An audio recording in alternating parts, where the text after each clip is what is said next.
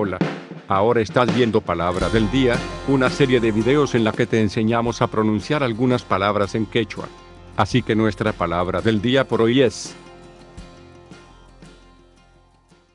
ch'in, ch'in, ch'in,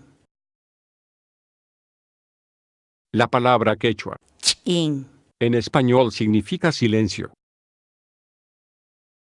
Por ejemplo, ch'inlla achuykuy michi hap'inaykipaq.